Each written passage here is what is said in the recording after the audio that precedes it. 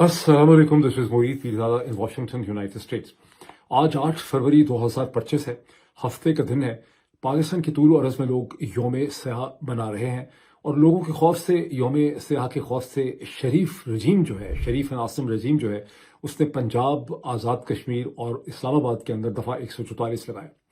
अच्छा, इसमें मज़े का पहलू ये है कि दफ़ा 144 कभी किसी शहर या डिस्ट्रिक्ट में लगा करता था, लेकिन जहां इस रजीम ने, शरीफ सरदारी आसिम रजीम ने और दर्जनों किस्म की मुजरमाना हरकतें की हैं, वहां इन्होंने दफ़ा 144 को भी एक नए तरीके से इस्तेमाल किया है कि पूरे सूबे के अंदर भी, ये पूरी पूरी रीजन और टेरिटरी के अंदर ये दफ़ा 144 लगा सकते हैं, जो एक तरह का इन्होंने मार्शल लॉ जो है वो इस स्टेज के ऊपर लगाया हुआ। मगर बावजूद इस दफ़ा 144 के आपको पंजाब के तूलो अर्ज़ में, आज़ाद कश्मीर में, बलोचिस्तान में आवाम की एक मूवमेंट, उनके काफिले, उनके प्रोटेस्ट, उनके एहतजाज और बहुत सी जगहों पे आपको, जैसे आज़ाद कश्मीर है, मुल्तान है, साउथ पंजाब है, वहाँ पे आपको जगह जगह पाकिस्तान तहरीक इंसाफ के वर्कर्स की गिरफ्तारियां जो हैं उसकी खबरें आपको मिल रही हैं, उसकी फुटेज भी आपको मिल रही है, कुछ स्क्रीन के ऊपर भी मैं आपको दिखा सकता हूँ। अभी फरवरी 8 का स्याह दिन किस हवाले से है, इमरान खान ने इसको बनाने के लिए क्यों कहा है, ये वो दिन है जहां दुनिया की तारीख का तो मुझे नहीं पता, लेकिन पाकिस्तान की तारीख का और बड़े सगीर हिंदुस्तान पाकिस्तान की तारीख का सबसे अजीबो गरीब किस्म का एक इलेक्शन हुआ, जिसमें रात के 11 बजे के बाद, 12 बजे के बाद पाकिस्तान की अफवाज के अफसरों ने जनरल आसिम मुनीर साहब की डायरेक्शन पे रिटर्निंग अफसरों के दफ्तरों में, इलेक्शन कमीशन के दफ्तरों में जाके रिकॉर्ड पे कब्जा कर लिया। उस वक्त तक पाकिस्तान तहरीक इंसाफ की जमात, ऑलमोस्ट इमरान खान की जमात 180 के करीब सीटें जीत रही थी, लेकिन फिर सुबह तक रिजल्ट्स को कॉन्फिस्केट करके नताइज को बदल दिया गया और उनकी सीटें 80 कर दी गई और 17 सीटें जीतने वाली जमात जो थी नवाज शरीफ की और शहबाज शरीफ की, उसको जनरल आसिम मुनीर ने हुकूमत बना के दे दी। ये निराली चीज़ दुनिया में कहीं और देखने में नहीं आई। इसी हवाले से इमरान खान ने पाकिस्तान के लोगों को पूरे मुल्क में प्रोटेस्ट करने के लिए कहा है, जिसकी मजीद तफसीलात भी मैं आपसे शेयर करता हूँ। लेकिन आज के दिन में, अब से तकरीबन 5-6 घंटे पहले, इमरान खान का दूसरा ओपन खुला खत जो है पाकिस्तान के army chief general Asim Munir तमगा इम्तियाज मिलिट्री के नाम उन्होंने लिखा, जो उनके ट्विटर हैंडल में उर्दू में 2 पार्ट्स में आप उसे पढ़ सकते हैं। मेरा ख्याल अब तक उसको लाख लोग से ज़्यादा या लाख से ज़्यादा लोग तो उसको वैसे भी पढ़ चुके हैं। लेकिन जब मैंने ये लेटर पढ़ा, 2 दफ़ा पढ़ा, तो उसका एक एक लफ्ज़ और एक जुमला जो है वो एक आपके ऊपर एक रिकत तारी कर देता है, वो एक तरह का खौफ आपके ऊपर तारी करता है, एक एहसास है उसका। और मैंने फैसला ये किया है कि मैं उसे खुद पढ़ के, वो 8 मिनट लगते हैं उसको पढ़ते हुए, 7-8 मिनट लगते हैं, कि उसके साथ इंसाफ तभी हो सकता है, उसका जिक्र करना उसका इंसाफ नहीं है, बिकॉज उसका एक एक लफ्ज़ और एक एक जुमला जो है वो कीमती है और वो तमाम मनाजर जो है वो आपके सामने, आपकी आंखों के सामने घूम जाते हैं। तो मैं उससे रिकॉर्ड करूंगा, लेकिन उस पर चलने से पहले, उस रिकॉर्डिंग की तरफ चलने से पहले मैं आपको पढ़ के सुनाऊंगा। उस तरफ चलने से पहले मैं कुछ और डेवलपमेंट्स का सवाबी के हवाले से और कुछ अमेरिका के हवाले से, कुछ दुनिया के हवाले से क्विकली मैं आपके सामने डेवलपमेंट्स रख दूं। सबसे पहले सवाबी का मंजरनामा आपको बता दूं कि पेशावर से जो काफिले हैं सवाबी के लिए, उनको असल में तो निकलना था दिन में 1 बजे। 1 बजे उनके पास फंड्स नहीं थे, क्योंकि अली अमीन गंडापुर साहब ने ट्रांसपोर्ट के पैसे उनको नहीं दिए। फिर उनको फंड रेजिंग करनी पड़ी, फिर था कि 2 बजे निकलेंगे और उनको पहुंचना था, 4 बजे जलसा शुरू होना था। लेकिन तवक्को यही है कि जलसा पाकिस्तान के हिसाब से शाम के कहीं 6 बजे प्रॉपर तरीके से शुरू होगा, क्योंकि जुनैद अकबर खान साहब तो निकल चुके हैं। अली अमीन गंडापुर जो है इसे ज्वाइन करेंगे, डेरा इस्माइल खान से निकल के वहां पहुंचेंगे। मैंने कुछ लोगों से व्यू लिया, इसका मालूमात ली मैंने पेशावर से, और वो जो मुझे मालूमात मिली है उसको मैंने स्लाइड्स में कन्वर्ट कर दिया है, उन बुलेट पॉइंट्स में। मैं क्विकली उसका जिक्र भी आपके सामने कर दूं कि कारवान जो है वो पूरे खैबर पख्तूनख्वा से आ रहे हैं, बुनेर से आ रहे हैं, मालाकंड के मुख्तलिफ हिस्सों से आ रहे हैं, बाजोड़ से आ रहे हैं, पंजाब से और आज़ाद कश्मीर से एक्सपेक्टेड था कि लोग आएंगे। ज़ाहिर है पूरे मुल्क से आना था लोगों ने, लेकिन चूंकि वहाँ दफ़ा 144 है, अब कोई ख़ास एक्सपेक्टेशन वहाँ पे नहीं है। कहने वाले ये भी कहते हैं कि अली अमीन गंडापुर जो है वो क्राउड इकट्ठे करने में, मोबिलाइजेशन के वो माहिर भी थे, उनको बहुत तजर्बा था, चूंकि वो चीफ मिनिस्टर थे, उनके पास एक असर रसूख भी था और उनके पास फंड्स भी थे। अब जुनैद अकबर खान का ये बहुत बड़ा टेस्ट है कि वो लोगों को मोबिलाइज कर पाएंगे, कितने लोग इकट्ठे कर पाएंगे। ये और बात है कि जुनैद अकबर खान के बारे में मुझे ये इत्तला मिली कि उन्होंने मेहनत बहुत की है, बहुत ही सिंसेरिटी से उन्होंने लोगों को, मतलब इस पर उन्होंने परसुएट किया है। और उनकी सिंसेरिटी का ये भी एक आप अक्स देख सकते हैं कि जलसा गाह में उन्होंने सिर्फ इमरान खान की तस्वीर रखी है। इससे पहले अली अमीन गंडापुर की भी तस्वीरें होती थी, बाकी लीडरों की भी होती थी। उन्होंने कहा कि नहीं, लीडर सिर्फ एक है, लीडर हमारा इमरान खान है, सिर्फ इमरान खान की तस्वीर जो है वो रखी गई है। अच्छा, अब फंड्स का मैंने आपको जिक्र कर दिया। एक्सपेक्टेड क्या है, लोग समझ रहे हैं कि कम से कम भी 30,000 लोग जो हैं वो सवाबी में इकट्ठे हो सकेंगे। میرے حساب سے یہ بڑی ایک ڈس اپوائنٹمنٹ ہے. میرا خیال تھا کم از کم 1,00,000 آدمی اکٹھے کر لیے جائیں گے. خیبر پختونخوا آپ کا اپنا صوبہ ہے, پاکستان تحریک انصاف رول کر رہی ہے, 5 کروڑ کا یہ صوبہ ہے. 5 کروڑ کے صوبے سے جو پارٹی حکومت کر رہی ہو, اگر وہ ایکسپیکٹ ہی کر رہی ہے کہ 30,000 آئیں گے, تو میں اس سے کوئی بہت زیادہ متاثر نہیں ہوں. اب اس کی جو ڈیٹیلز ملیں گی, ابھی موبلائزیشن کی ڈیٹیلز آ رہی ہیں ہمارے پاس, لیکن بگر پکچر کچھ گھنٹوں کے بعد کلیئر ہوگی, تو مجھے اس کے بعد میں ویلاگ کروں گا, پھر میں وہ آپ کے سامنے رکھ سکوں گا. میں ذرا امریکہ کی طرف آؤں. کانگریس مین جو ولسن, جن کا تعلق ساؤتھ کیرولائنا سے ہے, جنہوں نے ایک دن یا 1.5 دن پہلے انہوں نے ایک خط لکھا پریزیڈنٹ ڈونلڈ ٹرمپ کو عمران خان کی رہائی کے حوالے سے. اس کے ساتھ ہی پھر ان کا وہ بھی خط سامنے آیا جو انہوں نے پاکستان کی حکومت جو ہے شہباز شریف کی, وہاں کے پریزیڈنٹ کو بھی خط لکھا کہ عمران خان کو آپ رہائی دیں. اور اس کے بعد انہوں نے ہاؤس آف کانگریس کے اندر انہوں نے ایک تقریر بھی کر دی میرا خیال ہے پچھلے 24 گھنٹوں میں, اور وہ انہوں نے اپنے ٹویٹر ہینڈل پہ بھی شیئر کیا, اور اس کے چند آپریٹو پارٹ جو ہیں 30 سیکنڈ کے, وہ میں یہاں آپ کو اسکرین کے اوپر بھی دکھاتا ہوں. Pakistan is an appreciated partner for 70 years of the United States, and our relationship with them is strongest when Pakistan embraces democratic principles and rule of law. Sadly, Pakistan's military has undermined democracy by jailing former Prime Minister Imran Khan. There are strong disagreements with Mr. Khan, including his weak policies toward war criminal Putin and the Chinese Communist Party. But political opponents should be defeated in democratic elections and not jailed or fabricated political charges. Problem یہ ہے ان کے خط میں جو انہوں نے Trump کو لکھا, جو انہوں نے پاکستان میں لکھا, اور جو انہوں نے تقریر کی, اس کے اندر ہر جگہ ایک ہی چیز کا مینشن ہے کہ عمران خان کی گرفتاری غلط ہے, اس کو سیاسی بنیادوں پہ غلط. یہاں تک تو بات بالکل ٹھیک ہے کہ سیاسی بنیادوں پہ بند کیا, اور ایسا نہیں ہونا چاہیے سیاسی مخالفین کے ساتھ, لیکن ہر جگہ انہوں نے یہ کہا ہے کہ مجھے عمران خان سے بہت سے اختلافات ہیں, کہ وہ بہت لینینٹ ہے پریزیڈنٹ پوٹن آف رشیا کے ساتھ, اور عمران خان کی بڑی قربت رہی ہے کمیونسٹ پارٹی آف چائنا یعنی CCP کے ساتھ. میں نے آپ کو بتایا تھا کہ مجھے بعض کانگریشنل لیڈرز نے کہا کہ یہ تو پتہ نہیں جو ولسن صاحب جو ہیں چھڑا گھونپ رہے ہیں کہ مدد کر رہے ہیں, کچھ سمجھ نہیں آ رہی, بیکاز امریکہ میں آپ کسی کو بھی اگر آپ نے لٹکانا ہے پھانسی, تو اس کے اوپر یہ الزام لگا دیں کہ یہ کمیونسٹ پارٹی چائنا جو ہے اس کے قریب ہے. یہ ایسا ہی ہے جہاں 1950 کی دہائی میں یہاں پہ جس کو بھی آپ نے جیل میں ڈالنا ہوتا تھا, اس کے اوپر الزام لگا دیں کہ جی موہت پیرزادہ صاحب جو ہیں یہ تھوڑے سے کمیونسٹ ہیں, یہ ان کی گرل فرینڈ جو ہے وہ کمیونسٹ ہے. اس کے بعد دیکھیں موہت پیرزادہ صاحب کو FBI ایسا گم کرے گی کہ 10 سال تک جو ہے وہ نظر ہی آئیں گے. اس کو میکارتھیزم کہتے ہیں امریکہ کی تاریخ میں. تو میں نے اب مناسب سمجھا کہ اس کا جو ہے جواب دینا چاہیے, اس کو ریسپونڈ کرنا چاہیے. تو میں نے جو ولسن صاحب جو ہیں کانگریس مین, ان کی جو ویڈیو ہے اس کے اوپر میں نے ایک کوٹ ٹویٹ کیا, جس کے 2-3 پوائنٹس ہیں جو میں آپ کے سامنے رکھتا ہوں, میں وہ ٹویٹ بھی آپ کو دکھاتا ہوں. میں نے ان کو یہ کلیریفائی کیا ہے کہ پاکستان میں روس اور چین کی اور فورن پالیسی جو ہے یہ ایک سیکیورٹی ملٹری لینس سے یہ بنتی, اور 1977 کا جو مارشل لا ہے, جب ذوالفقار علی بھٹو کی حکومت کو ہٹایا گیا, اس کے بعد سے پاکستان کی فورن پالیسی میں کسی پرائم منسٹر کو سیریمونیل رول ہی ہو سکتا ہے, وہی ساری پالیسی آرمی چیف اور اس کے جرنیل جو ہے وہ چلاتے ہیں. میں نے سے یہ بھی بتایا کہ چین کے ساتھ پاکستان کا سیکیورٹی ریلیشن شپ جو ہے یہ خالصاً سیکیورٹی ریلیشن شپ ہے ہندوستان کے خوف اور تناظر میں, اور یہ 1960 کی دہائی سے چل رہا ہے. And it has moved from strength to strength. اس میں کسی گورنمنٹ سے کوئی فرق نہیں پڑا, یہ ٹوٹلی اس میں مسل کوآپریشن, مسل production, nuclear cooperation, defence production, یہ سب چیزیں اس کے اندر ہیں. اور اس کا جو اکنامک ڈائمینشن بہت بڑا آیا ہے CPEC کی شکل میں, وہ بھی اپریل یا ارلی پارٹ آف 2015 میں آیا ہے, جب PMLN کے لیڈر جناب نواز شریف صاحب کی پاکستان پہ حکومت تھی. عمران خان کو تو جب حکومت ملی اکتوبر 2018 میں, تو CPEC کا فیز 1 کمپلیٹ ہو چکا ہوا تھا. عمران خان نے نہ تو CPEC شروع کیا, نہ اس کو چائنیز کمیونسٹ پارٹی کے ساتھ کوئی لگاؤ یا محبت ہے, اور ابھی بھی نواز شریف ہی کی پارٹی جو ہے وہ پاکستان کے اوپر حکومت کر رہی ہے, یعنی شہباز شریف کی. اور CPEC کے بارے میں بڑی انٹرسٹنگ میں فیکٹس آپ کے ساتھ شیئر کر لوں. بیچارے جو ولسن کو میں نے آفر کیا ان کو اس ٹویٹ میں کہ آپ کی کانگریشنل ٹیم کو پتہ نہیں کس نے بیوقوف بنایا ہے یا مس لیڈ کیا ہے. یہ بڑی غلط بات ہے کہ ایک امریکن کانگریس مین سے یہ غلط اسٹیٹمنٹ دلائی گئی ہیں, تو میں آپ کی مدد کرنے کے لیے تیار ہوں. میں نے ان کو یہ بھی بتایا کہ آپ کو رشیا کا لگ رہا ہے مسئلہ, تو رشیا کا بھی مسئلہ یہ ہے کہ یہ تو بھی ایک خالصتاً ڈیفنس اینڈ سیکیورٹی پالیسی تھی. 2014 سے پاکستان کی ملٹری جو ہے وہ جوائنٹ ملٹری ایکسرسائزز کر رہی تھی, دروزبا ایکسرسائز رشین کمانڈوز کے ساتھ, ٹرسٹ بلڈ اپ کے لیے, انٹر آپریبلٹی سیکھنے کے لیے. اور اس کے نتیجے میں ہی روس کے ساتھ ایک ایسی کلائمیٹ بلڈ اپ ہوئی, اس میں بھی چین کی بہت ایڈوائس شامل تھی, اور کلائمیٹ بلڈ اپ ہوئی. اور جب فروری 2022 میں یوکرین کی جنگ کے موقع پہ عمران خان وہاں جا رہے تھے, تو انہوں نے ایک میٹنگ کال کی اس کے صرف ایک دن پہلے, اور یہ ناچیز اس میٹنگ میں شامل تھا, بیکاز میں, نسیم زہرا اور میرا خیال ہے امتیاز جو ہیں وہ اس میں تھے.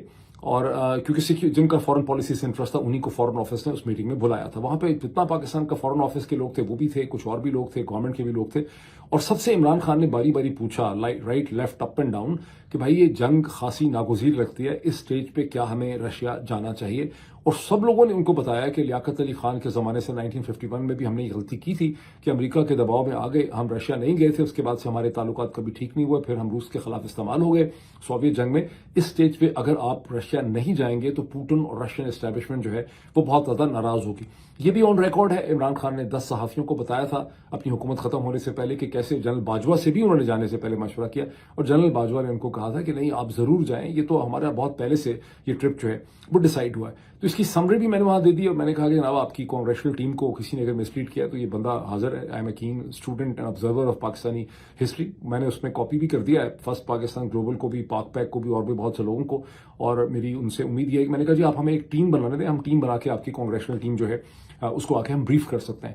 اور جو ولسن کے جو چیف آف اسٹاف ہیں کنگریشنل اور ان کی جو ڈپٹی چیف آف اسٹاف ہیں, دونوں کے میں نے کانٹیکٹ بھی حاصل کر لیے ہیں. So I am going to get in touch with them. یہ ہو گئی ایک بات. اچھا, اب میں نے تو اپنا کام کر دی, بھی آپ سے بھی مجھے ایک ریکویسٹ کرنی ہے. اس کے ساتھ ایک پوائنٹ دیکھیں کہ اچھا ایک تو پہلی ریکویسٹ مجھے آپ سے کرنی ہے کہ ٹویٹر اس پہ جائیں, اس ٹویٹ پہ اس کو ری ٹویٹ کریں سارے, اس میں کوئی پازیٹیو پولائٹ قسم کے کامنٹ لکھیں کہ کانگریسمین آپ کو کس نے بے وقوف بنایا ہے. ٹھیک. اچھا, اب یہ ذرا دیکھیں کہ جو ولسن صاحب کیا کہہ رہے ہیں کہ کمیونسٹ پارٹی کے ساتھ عمران خان کو بڑی محبت کی قربت ہے. آج ہی پاکستان کے اخباروں میں خبر چھپی ہے کہ ڈار صاحب نے چین سے واپس آئے ہیں, یا ابھی میڈیا سے بات کرتے ہوئے انہوں نے کہا کہ ہم نے چین سے ریکویسٹ کی ہے کہ 3.4 بلین کا ہمارا جو لون ہے, یا 4.3 بلین کا, کہیں 3 بھی لکھا ہے, کہیں 4 بھی لکھا ہے, وہ ہمیں ریسکیجول کر دیں. اب ذہن میں رکھیں کہ یہ ریسکیجول بیسیکلی مانگ رہے ہیں سپٹمبر اکتوبر 2024 سے, اور اس سے پہلے بھی مانگ چکے ہیں 2 دفعہ, انہوں نے ریسکیجول کیا نہیں. ابھی بھی وہ کہہ رہے ہیں کہ بڑی امید ہے کہ ریسکیجول ہو جائے گا. لیکن اسی خبر سے آپ کو یہ بھی, اور یہ کس لیے کہہ رہے ہیں کہ آئی ایم ایف کہہ رہا ہے کہ آپ اپنا بیلنس آف پیمنٹ ٹھیک کریں, ورنہ آئی ایم ایف کا جو ریویو آ رہا ہے $7 بلین کا وہ نہیں ہوگا. تو آپ اندازہ لگائیں کہ ہر جگہ سے پاکستان نے قرضے لیے ہوئے ہیں, سعودی عرب سے بھی لیے ہوئے ہیں, قطر سے بھی لیے ہوئے ہیں, UAE سے بھی لیے ہیں, چین سے بھی لیے ہیں. لیکن اسی نیوز آئٹم کے اندر میں آپ کو ایک سلائڈ دکھاتا ہوں کہ چین سے پاکستان نے $4 بلین کیش ایڈوانس لیا ہوا ہے, $6.3 بلین کریڈٹ ریوالونگ لون لیا ہوا ہے کریڈٹ, اور $4.3 بلین جو ہے وہ انہوں نے ٹریڈ فیسلٹی لی ہوئی ہے. سو یہ آل ٹوگیدر کچھ $14 بلین کا ایکسپوجر لیا. اب جو ولسن صاحب کی ٹیم کو یہ بتانے کی ضرورت ہے کہ مجھے موقع ملے گا کہ بھائی صاحب جس ملک کے یہ حالات ہوں, آپ تو دیتے نہیں ہیں دھیلا ان کو, تو وہ بیچارے ظاہر مانگ تانگ کے گزارا کرتے ہیں, یہی جو ہے وہ بتانا پڑے گا. جو ولسن کو میں نے جو نوٹ لکھا ہے اور جو کچھ میں اس پہ میں نے ایکسپلین کیا ہے, اس سے کم از کم میں یہ کہہ سکتا ہوں, آپ کو اندازہ ہوگا کہ میرے لیول پہ جو کام ہے وہ میں کر رہا ہوں. اب آپ کے لیول پہ بھی اگر چھوٹا سا کام ہے وہ آپ نے کرنا ہے, اپنے یوٹیوب کے اوپر اس چینل کے آل نوٹیفیکیشنز کھولیں. بعض لوگ اگر آپ یہ چاہتے ہیں کہ ISI اس چینل کا مکمل طور پہ گلا نہ دبا دے, کیونکہ وہ ہر دن اس کی ویزیبلٹی, اس کی ریچ کو کم کرتے چلے جا رہے ہیں, جس طرح سے حیدر مہدی صاحب کے چینل کا انہوں نے گلا گھونٹ دیا, وہ اس کا بھی سٹیپ بائی سٹیپ گلا گھونٹ رہے ہیں. آپ میں سے بہت IT کے بہت بڑے پردھان منتری بنتے ہیں, آپ کو انڈرسٹینڈنگ نہیں ہے اس چیز کی. انہوں نے اس کے اوپر بہت بہتر سائنٹیفک ریسرچ کی ہے, ان کو پتا ہے کہ آپ نے الگوریدمس کو کیسے ڈسٹرب کرنا ہے. اس کا واحد حل مجھے اسٹیج پہ نظر آتا ہے, جوائن آپ کریں نہ کریں اس سے بھی اتنا فرق نہیں پڑتا, آپ اپنے نوٹیفیکیشن کھولیں. میں نے آج پھر چیک کیا, صرف 30% لوگوں نے اپنے آل نوٹیفیکیشنز جو ہیں وہ کھولے ہوئے. یہ پتہ نہیں آل نوٹیفیکیشن صرف 16% لوگوں نے کھولے. تو جو آل نوٹیفیکیشنز ہیں وہ آپ کھولیں تاکہ آپ کو اس کی یہ پتہ چل سکے کہ جب میں ویڈیو جو ہے وہ میں پوسٹ کرتا ہوں. اب بعض لوگ لکھ رہے ہیں کہ وہ نوٹیفیکیشن کھولتے ہیں, بڑی زیادہ انٹرفیئرنس ہو جاتی ہے. دیکھیں, اڈیالہ جیل سے جا کے آپ عمران خان کو تو چھوڑا نہیں سکتے, سڑک پہ لاٹھی کھانے کو آپ تیار نہیں ہیں, آنسو گیس کے لیے تیار نہیں ہے, تو گھر میں بیٹھ کے کم از کم نوٹیفیکیشن بھی آپ سے اگر نہیں کھلتا تو پھر آپ سوچ رہے ہیں کہ آپ کتنے کمیٹڈ ہیں اس کاز سے. میں کم از کم کمیٹڈ ہوں, اور اگر آپ چاہتے ہیں کہ یہ آواز اور یہ ڈسکورس آپ تک پہنچے تو فوری طور پہ اپنے آل نوٹیفیکیشن ٹو دس چینل جو ہے وہ کھولیں. اب پریزیڈنٹ ڈونلڈ ٹرمپ نے ایک بہت بڑی گھٹیا حرکت کی ہے گزشتہ 24 گھنٹوں کے اندر, خطرناک حرکت, ریگریسو حرکت, منفی حرکت, نیگیٹو حرکت, جو ان کی تمام تر حرکتوں کے باوجود, یہ غازہ کے حوالے سے جو کچھ وہ بول رہے ہیں اور جس کی ابھی کلیئرٹی ہمیں ٹھیک طرح سے نہیں ہے, لیکن اس کی پوری کلیئرٹی ہے کہ انہوں نے کیا کیا. یہ بڑی ہی انہوں نے ایک بہت ہی گندی قسم کی حرکت کی ہے. مجھے کچھ سمجھ نہیں آ رہا کہ اس کے لیے کیا الفاظ جو ہے وہ ہونا چاہیے.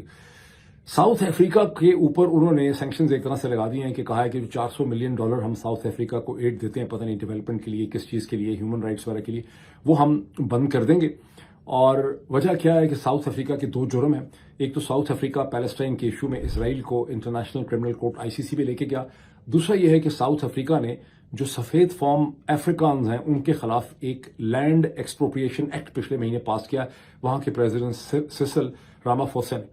یہ دونوں کارستانیاں مطلب ایک کارستانی تو خیر ٹرمپ صاحب کی اپنی ہے کیونکہ وہ ظاہر زائنس لابی جو چاہتی ہے ان سے کرواتی ہے, لیکن دوسرا اسے کہتے ہیں مسئلہ خالصتاً اس کا ایلون مسک سے تعلق ہے جن کی برتھ ساؤتھ افریقہ کی ہے, جو ساؤتھ افریقہ کے سفید فارم سپرمیسٹ جو افریقانز ہیں جو ڈچ اور فرینچ ریلیجن کے ہیں 18ویں اور 19ویں صدی کے, ان کے یہ ڈسینڈنٹ ہیں اور انہوں نے یہ کروایا اور اس کے ٹویٹ بھی آپ جا کے دیکھ سکتے ہیں, میں آپ کو اسکرین پہ دکھانے کی کوشش کرتا ہوں. سچویشن کیا ہے کہ یہ جو ایکسپروپریشن لینڈ ایکسپروپریشن ایکٹ ہے یہ بیسکلی جو ہسٹورک امبیلنس ہے اس کو ٹھیک کرنے کے لیے گورنمنٹ نے وہاں پر پاس کیا. صورتحال یہ ہے کہ جو 8% آبادی ہے وائٹ سپرمیس کی افریقانز کی ساؤتھ افریقہ میں, اس کے پاس وہاں کا 80% فری لینڈ ہے, جبکہ جو 80% سیاہ فام آبادی ہے اس کے پاس صرف 4% لینڈ ہے. تو ظاہر ہے کہ یہ ایکٹ جو ہے اس کے لیے نکالا گیا اور یہ کولونیل اپارتھائڈ ایج کی ریپرزنٹیشن ہے. ڈونلڈ ٹرمپ کی جو حرکتیں ہیں وہ بہت ریگریسو ہیں, ان کا جو مائنڈ سیٹ ہے وہ بہت ریگریسو ہے, ان کی جو سپورٹ بیس ہے وہ بہت ریگریسو اور میڈیول مائنڈ سیٹ رکھتی ہے, اور ان کے بارے میں امریکہ کی لبرل ڈیموکریٹک اور جتنے طبقے تھے جو طبقہ ہائے تھے ان کے جو بھی خدشات تھے وہ ایک ایک کر کے صحیح ثابت ہو رہے ہیں. ابھی اس پریزیڈنٹ کو آئے ہوئے ٹوٹل جمعہ 8 دن 20 دن ہوئے, ابھی 30 دن بھی میرے خیال نہیں ہوئے, اور 20 دن کے اندر اس پریزیڈنٹ نے اتنے عجیب و غریب قسم کے اقدامات اٹھائے ہیں کہ جن کو دیکھ کے آپ صرف حیران پریشان رہ جاتے ہیں. امریکہ کی غالباً 100 برس کی تاریخ میں کوئی پریزیڈنٹ نہیں ہوگا جس نے آتے ہی 20 دنوں میں اتنے زیادہ نیگیٹو اور منفی سٹیپس اٹھائے ہوں. ڈونلڈ ٹرمپ جس طرح سے جا رہے ہیں مجھے خطرہ پیدا ہوتا ہے. وہ خوفناک فلم مجھے یاد آتی ہے جس کے اوپر میں نے انگلش میں ایک ویلاگ ویڈیو کی تھی پچھلے برس. That was a film call civil war, جو ایلیکس گارلینڈ ایک British film producer writer author ہیں, وہ ان کی فلم تھی. اس کی میں آپ کو امیجز جو ہیں اسکرین کے اوپر دکھاتا ہوں. یہ پاکستان میں بھی ڈسپلے ہوئی تھی, آپ میں سے چند لوگوں نے اس کو دیکھا ہوگا. وہ فلم کی مجھے بہت یاد تازہ آ رہی ہے. امریکہ کے تناظر میں مجھے لگتا ہے کہ یہاں حالات بہت خراب بھی ہو سکتے ہیں. انڈر دی سرکمسٹانسز میں یہ سمجھتا ہوں کہ پاکستانی اور ہندوستانی اوریجن کے جو لوگ ہیں بنگلہ دیشی, انہیں اپنی حکومتوں کا اعلیٰ کار بننے کی بجائے جرنیلوں کے اور مودی صاحب اور RSS کے ان کو آپس میں اپنے تعلقات ٹھیک کرنے چاہیے. مجھے امریکہ کے اندر آنے والے دن مشکل نظر آ رہے ہیں. اب میں آپ کو عمران خان کی ساری جو ان کا جو سیکنڈ لیٹر ہے وہ میں آپ کو پڑھ کے سناتا ہوں. سابق وزیر اعظم عمران خان کی جانب سے چیف آف آرمی اسٹاف کو دوسرا کھلا خط. میں نے ملک و قوم کی بہتری کی خاطر نیک نیتی سے آرمی چیف آپ کے نام کھلا خط لکھا تاکہ فوج اور عوام کے درمیان دن بدن بڑھتی ہوئی خلیج کو کم کیا جا سکے, مگر اس کا جواب انتہائی غیر سنجیدگی اور غیر ذمہ داری سے دیا گیا. میں پاکستان کا سابق وزیر اعظم اور ملک کی سب سے مقبول اور بڑی سیاسی جماعت کا سربراہ ہوں. میں نے اپنی زندگی عالمی سطح پر ملک و قوم کا نام روشن کرنے میں گزاری ہے. 1970 سے اب تک میری 55 سال کی پبلک لائف اور 30 سال کی کمائی سب کے سامنے ہے. میرا جینا مرنا صرف اور صرف پاکستان میں ہے. خان صاحب نے ویسے اس بات کو صحیح ثابت کر کے دکھا دیا ہے. اس سے پہلے پاکستان کی تاریخ میں 80 برس کی آلموسٹ تاریخ میں کوئی ایسا سیاسی لیڈر نہیں تھا جس کا جینا اور مرنا صرف پاکستان میں تھا.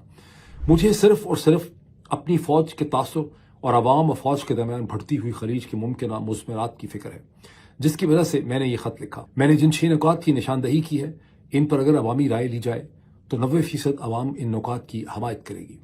ایجنسیز کے ذریعے پری پول دھاندلی اور الیکشن کے نتائج تبدیل کر کے اردلی حکومت قائم کرنا, عدلیہ پر قبضے کے لیے پارلیمنٹ سے گن پوائنٹ پر 26ویں آئینی ترمیم کروانا اور پاکٹ ججز بھرتی کرنا, ظلم و جبر کے خلاف اٹھنے والی آوازوں کو بند کرنے کے لیے پیکا جیسے کالے قانون کا اطلاق کرنا, سیاسی عدم استحکام اور جس کی لاٹھی اس کی بھینس کی ریت ڈال کر ملک کی معیشت کی تباہی, ملک کی سب سے بڑی سیاسی جماعت کو مسلسل ریاستی دہشت گردی کا نشانہ بنانا اور تمام ریاستی اداروں کا اپنے فرائض چھوڑ کر سیاسی انجینئرنگ اور سیاسی انتقام میں شامل کرنا نہ صرف عوامی جذبات کو مجروح کر رہا ہے بلکہ عوام اور فوج میں خلیج کو بھی مسلسل بڑھا رہا ہے.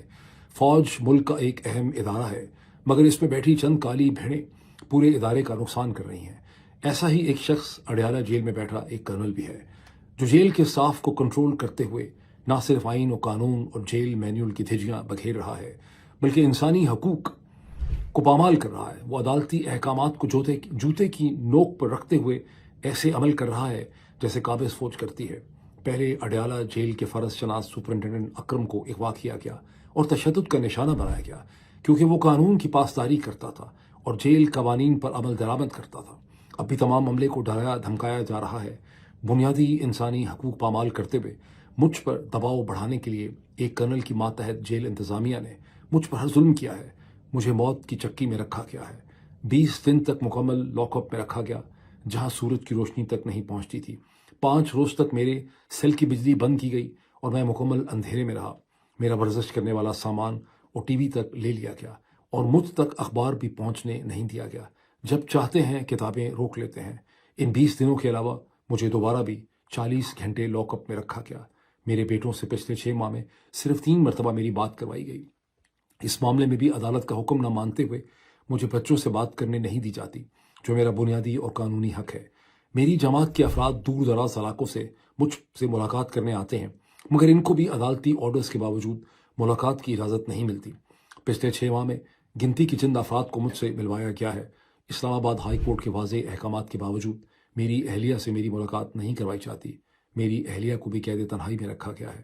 گن پوائنٹ پر کروائی گئی 26ویں آئینی ترمیم کے ذریعے عدالتی نظام پر قبضے اور کورٹ پیکنگ کا مقصد انسانی حقوق کی پامالیوں اور انتخابی فراڈ کی پردہ پوشی اور میرے خلاف مقدمات میں من پسند فیصلوں کے لیے پاکٹ ججز بھرتی کرنا ہے، تاکہ عدلیہ میں کوئی شفاف فیصلے دینے والا نہ ہو۔ میرے سارے کیسز کے فیصلے دباؤ کے ذریعے دلوائے جاتے ہیں۔ مجھے غیر قانونی طور پر 4 سزائیں دلوائی گئیں۔ میرے خلاف فیصلہ دینے کے لیے جج صاحبان پر اتنا دباؤ ہے کہ ایک جج کا بلڈ پریشر 5 مرتبہ ہائی ہوا اور اسے جیل ہسپتال میں داخل کروانا پڑا۔ اس جج نے میرے وکیل کو بتایا کہ مجھے اور میری اہلیہ کو سزا دینے کے لیے اوپر سے شدید دباؤ ہے۔ اب اس کا دوسرا پارٹ میں آپ کو پڑھتا ہوں، کیونکہ 2 پارٹ میں یہ ہے۔ 9 مئی اور 26 نومبر کو ہمارے نہتے جمہوریت پسند کارکنان پر ظلم و تشدد کی انتہا کر دی گئی۔ پرامن شہریوں پر سیدھی گولیاں چلائی گئیں۔ سیاسی انتقام کی آڑ میں 3 سال میں لاکھوں شہریوں کے گھروں پر چھاپے مارے گئے۔ ہمارے 20,000 سے زائد ورکرز اور سپورٹرز کو گرفتار کیا گیا اور سینکڑوں کو اغوا کر کے تشدد کا نشانہ بنایا گیا۔ ہزاروں بے گناہ لوگوں کو کئی ماہ جھوٹے کیسز میں جیلوں میں رکھا گیا۔ ایجنسیز کے دباؤ پر 2,000 سے زائد ورکرز، سپورٹرز اور پارٹی لیڈرز کی ضمانت کی درخواستیں جو اب تک ہائی کورٹ کے ججز التوا میں رکھ کر بیٹھے ہیں۔ جیسا سلوک پچھلے 3 سال میں ہماری خواتین کے ساتھ کیا گیا ہے، وہ انتہائی شرمناک اور افسوسناک ہے۔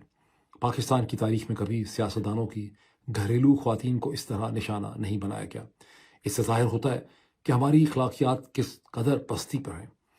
بزرگ خواتین اور جانوں اور جوان بچیوں کو جیلوں میں رکھا گیا۔ میری اہلیہ قوما ڈاکٹر یاسمین راشد، جو 75 سالہ کینسر کی مریضہ ہیں، میری دونوں بہنیں جن کی عمر 65 سال سے زائد ہے، سمیت سینکڑوں خواتین کو بیجا پابند سلاسل میں رکھا گیا ہے اور ان کی حیا کا تقدس پامال کیا گیا۔ That is very significant statement.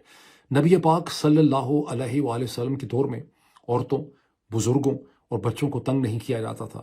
ہمارے دین کا حکم تو یہ ہے کہ جنگی حالات میں دشمن کی عورتوں اور بچوں سے بھی بدسلوکی نہ کی جائے، اور یہاں اپنی ہم وطن ماؤں، بہنوں، بیٹیوں کا لحاظ نہیں رکھا گیا۔ یہ سب ہماری روایات کے منافی ہے اور اس کی وجہ سے عوام میں فوج کے خلاف نفرت بہت بڑھ گئی ہے، جس کا سدباب بروقت ہو جائے تو یہ فوج اور ملک دونوں کے حق میں بہتر ہے، ورنہ اس سے سب سے ناقابل تلافی خسارہ اٹھانا پڑ سکتا ہے۔ پیکا جیسے کالے قانون کے ذریعے سوشل میڈیا اور انٹرنیٹ پر بھی قدغن لگا دی گئی ہے۔ اس سب کی وجہ سے پاکستان کا GSP+ اسٹیٹس بھی خطرے میں ہے۔ انٹرنیٹ میں خلل کی وجہ سے ہماری IT انڈسٹری کو اربوں ڈالرز کا نقصان ہو چکا ہے اور نوجوانوں کا کیریئر تباہ ہو رہا ہے۔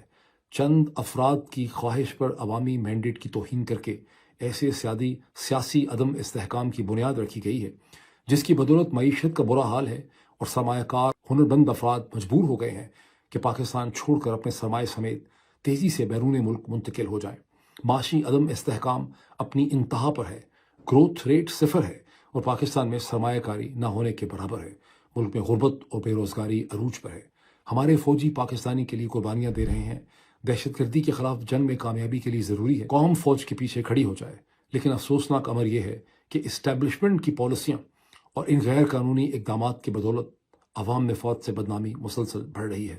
یہ سب فوج کی حلف کی خلاف ورزی ہے۔ کسی بھی ملک کی فوج اپنے شہریوں کے ساتھ ایسا سلوک نہیں کرتی، بلکہ ایسا سلوک تو قابض فوجیں کرتی ہیں جو خود کو ہر آئین اور قانون سے بالاتر سمجھتی ہیں۔ ملک کی استحکام اور سلامتی کے لیے ناگزیر ہے کہ فوج اور عوام کے درمیان خلیج کم ہو، اور اس بڑھتی خلیج کو کم کرنے کی ایک ہی صورت ہے، اور وہ ہے کہ فوج کا اپنا آئینی حدود میں واپس جانا سیاست سے خود کو علیحدہ کرنا اور اپنی متعین کردہ ذمہ داریاں پوری کرنا، اور یہ کام فوج کو خود کرنا کو ہوگا، ورنہ یہی بڑھتی خلیج قومی سلامتی کی اصطلاح میں فالٹ لائنز بن جائیں گے۔ میرے خیال ہے مجھے کچھ اور کہنے کی یہاں پہ ضرورت نہیں رہتی۔